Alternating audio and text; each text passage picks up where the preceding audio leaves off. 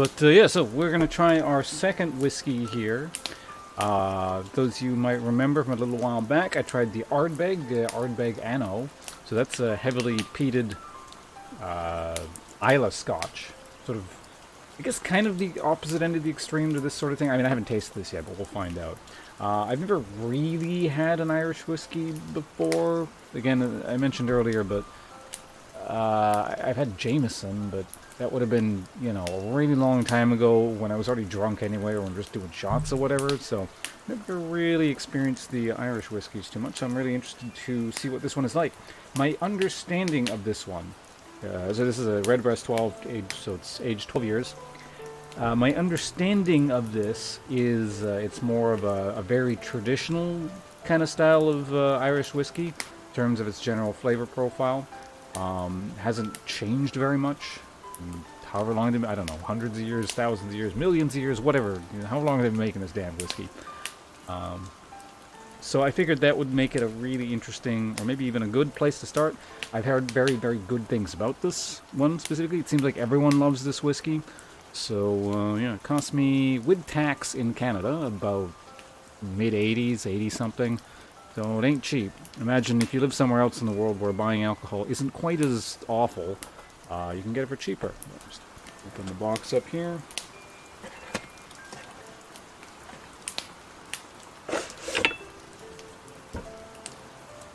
Yeah. Redbreast 12.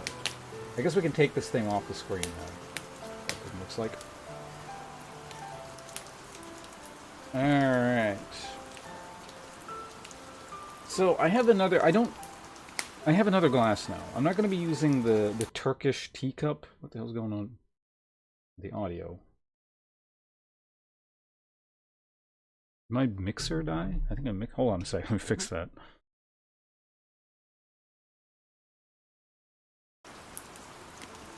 There we go, yeah, that was weird. So, yeah, I'm using this thing now, which is, hold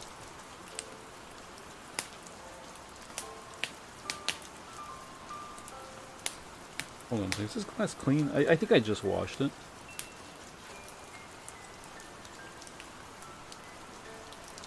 I think there's just, like, stuff on the inside of it. It doesn't matter, it's clean. So yeah, it's...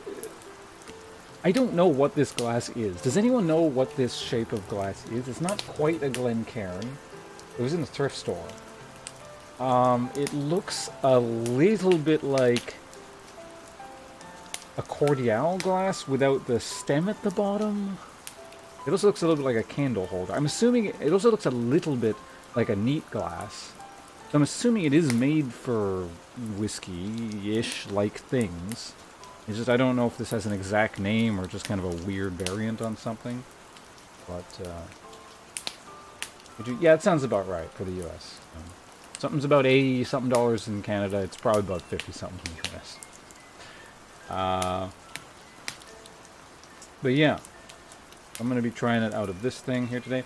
So, I mean, I'm pretty sure it is like a spirits glass of some description, because this little small bit at the bottom, this small bit down here, I measured it out. That is exactly an ounce. The whole glass itself is 6 ounces. A Glencairn is, I think, on average, it's somewhere around in the 6 range. The figure I was seeing was 6.75 ounces. But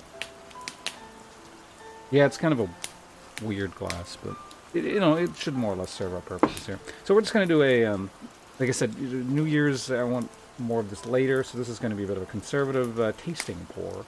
Now, how the hell do I open this damn thing? There's a little tab here I can maybe grab. I don't know.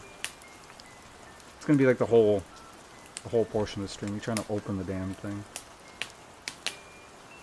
There we go. Alright, I got it. I think I got it. Ordered.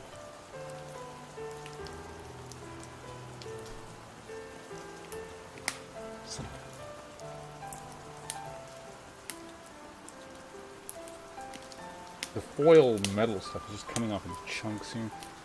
Do I grab... Okay, I think I got it. We'll pull this thing and go this way. Got it. Amazing. World's first. Damn it, it ripped.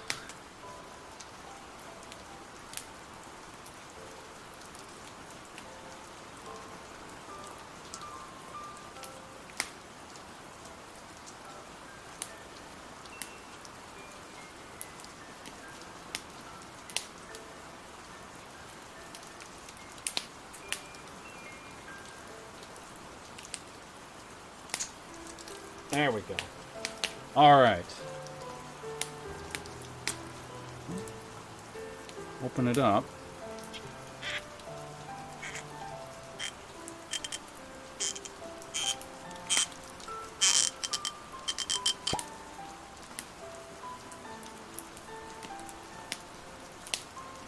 Certainly smells much, I don't mean nice as in like the other thing was bad, but it's like more friendly.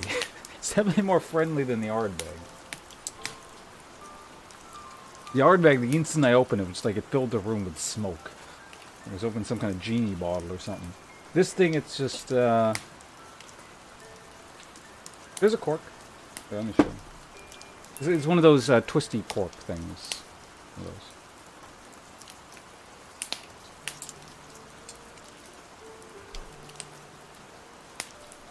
Getting all the metal off my desk here. Desk is too metal.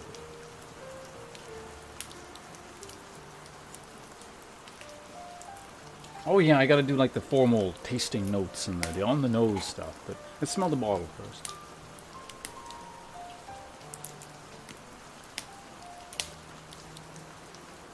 I don't want to be cliche about the whole thing, but yeah, I think it's, man, it's like a butterscotch smell. I think that's usually what's associated with this region, right? Or maybe that was the Scottish ones. The Scotch. I don't know. I'm just gonna say what I'm finding. That is really. It's pleasant. It's very like a Werther's original or something, like a caramelly, toffee-ish butterscotch. You know, that kind of thing. I know those are all sort of different, but that general category of things, it's very nice. When they get a fireplace, about 5 minutes ago.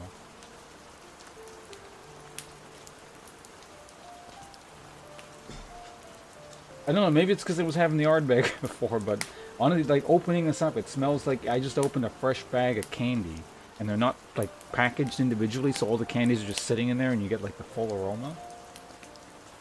Alright, let's try this out.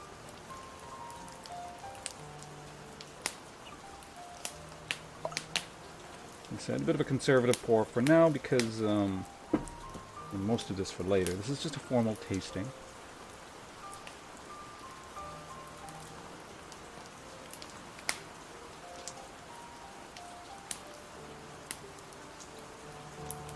Okay, yeah, so what I was getting out of the bottle, just a bit lighter now. Not quite as pronounced. That sort of, yeah, sweet, butterscotchy, caramelly sort of thing. Am I getting really anything else?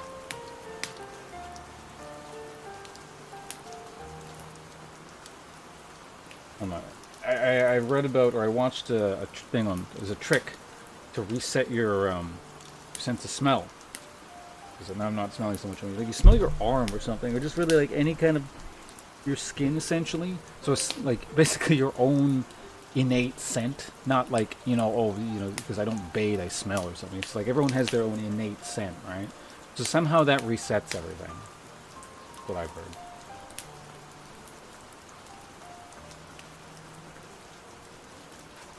Yeah, I'm really not getting. I know there should be more, but I'm really just not getting anything other than the, maybe my glasses are in the way. It's hard to jam my nose into the glass.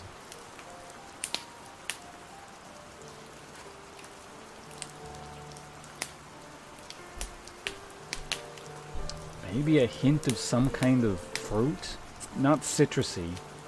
Kind of appley, almost? Maybe? I don't know. I think I used the... Maybe I should stop saying apple, because I said the same thing with Ardbeg, which I knew was wrong. It's like I couldn't figure out what the sweetness was.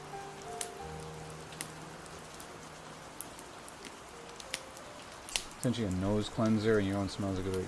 Yeah, that's what I heard, you know. I'm really just getting the sweetness. And it's very... Like, it's objectively nice. Not just like, oh, it's a whiskey nice. It's just like, the smell of this is pleasant. Alright. On the palate.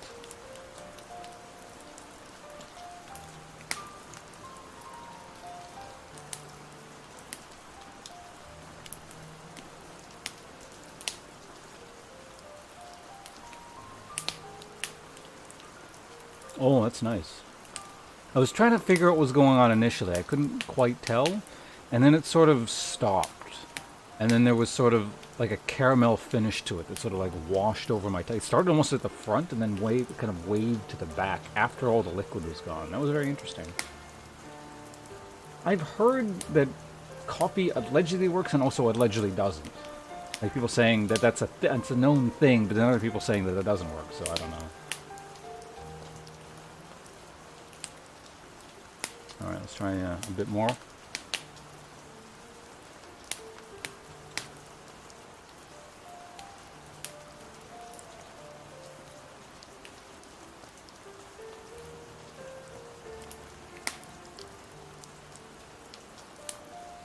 That's interesting.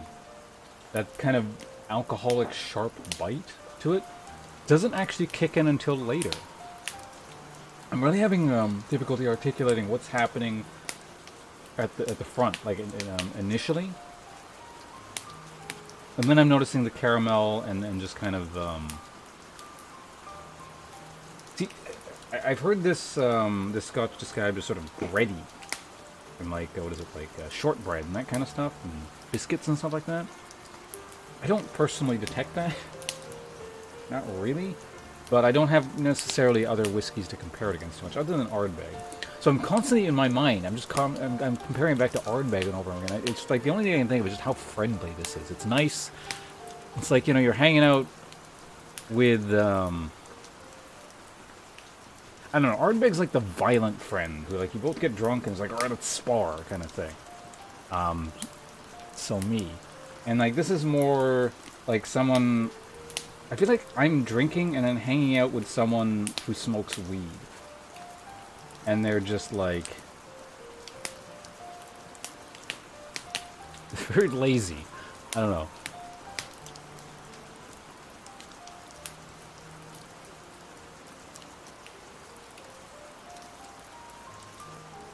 I swear for a second there, I smelled coconut. Like just a split second. I don't know where that came from. It was there and was gone.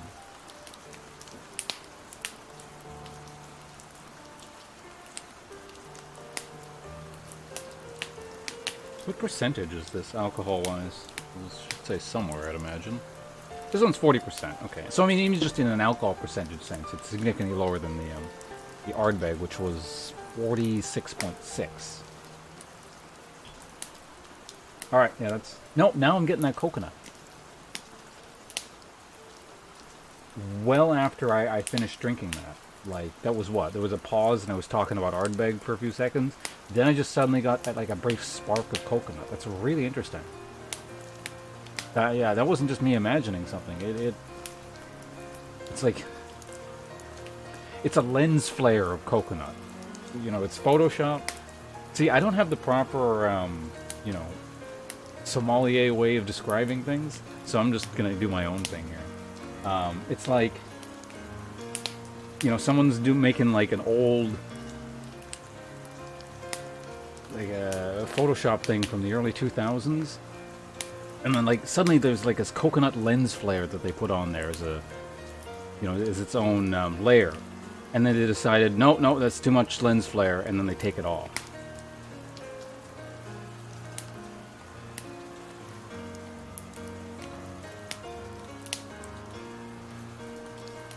Yeah, just like this brief, glorious burst of coconut. I like it that it's just very. It seemed like it was very briefly there because it was just constant coconut. I don't think I would like that. But okay, so far I have on this tasting, on my first tasting of Redbreast, I've been able to identify, at least for myself. Again, not necessarily saying it's there, but for me personally, I got the caramel, the sweetness, and I got the coconut flair. Want to be stupid? Well, tread carefully. Oh, there's still a tiny bit in here.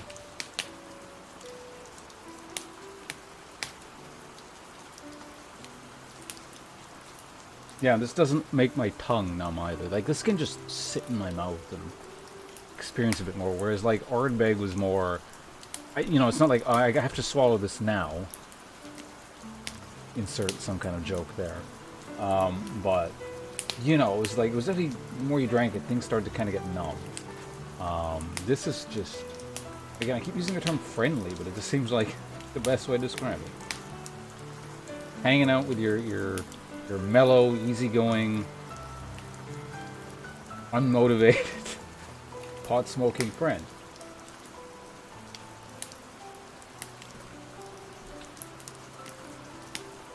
Whereas Ardbeg is your rowdy MMA friends or something. Alright, well, that's going to do it for the Redbreast, I suppose. I mean, I'm not done with the Redbreast, but that's our first crack at it. I liked it. It's a nice dichotomy to the other thing I got in the cabinet. I got kind of almost, again, feels like two, I don't know if they're two ends of the extreme exactly, but definitely feel like they're very, very far apart. And it's really interesting just how different whiskeys are.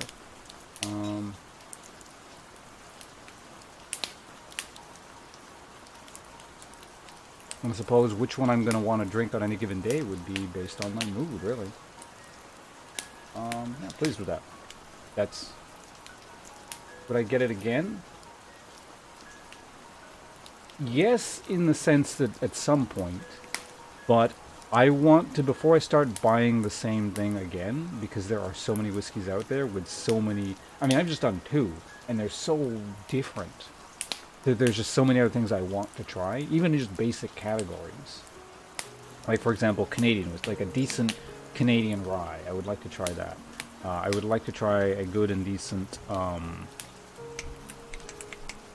bourbon. I also want to try a unpeated Speyside Scotch. I also like to try well, basically, yeah, something other than an Islay Scotch.